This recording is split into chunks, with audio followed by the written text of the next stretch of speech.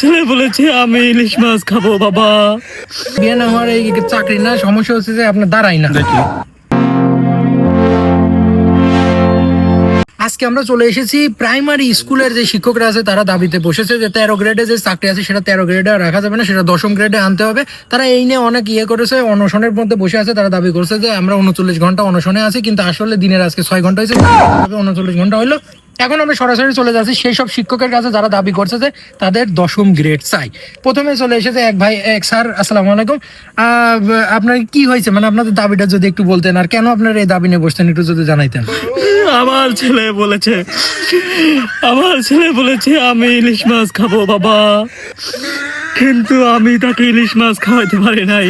আমি একটা পাঙ্গাস মাছ এনে বলেছি বাবা খাও, এটা ইলিশ মাছ বাবা খাও। यही नहीं अभी और सुनिए।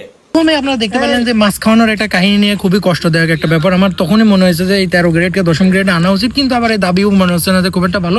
চলে যাচ্ছি যে দ্বিতীয় যে শিক্ষক আছে তার কাছে, যে তার হচ্ছে মন্তব্য শুনতে। তো স্যার আপনার কাছে আসছিলাম যে এটা শোনার জন্য যে কি হয়েছে, মানে আপনার যে এই অনশন করছেন এর কারণ কি, আর আপনার কি হয়েছিল সেই সম্পর্কে যদি একটু বলতেন।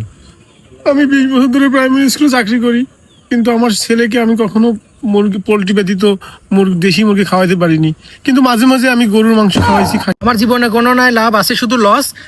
তাদের চাই না 13, চাই তাদের 10 গ্রেডের কথা বলছিলাম। এখন আমরা চলে এসেছি তৃতীয় আরেকজনের কাছে, যার কাছ থেকে শুনবো যে তিনি কেন এই 13 গ্রেড বাদ দিয়ে 10ম গ্রেডের জন্য দাবড়াদাবড়ি করছে সেটা শোনার জন্য। ভাই আপনি কেন হচ্ছে মানে এই যে 13 গ্রেড বাদ দিয়ে 10ম গ্রেড চাচ্ছেন, যদি একটু বলতেন। ভাই প্রাইমারি চাকরি করে ভাই আমার 50 বছর বয়স হয়ে গেল ভাই, আমার বিয়ে হচ্ছে না ভাই। আসলে এখানে সমস্যা হচ্ছে আপনার বিয়ে না হওয়ার এই চাকরি না, সমস্যা হচ্ছে যে আপনার দাঁড়াই না। মানে টাকা আসলে তার পকেটে দাঁড়ায় না, অল্প টাকা পান, ঠিক আছে।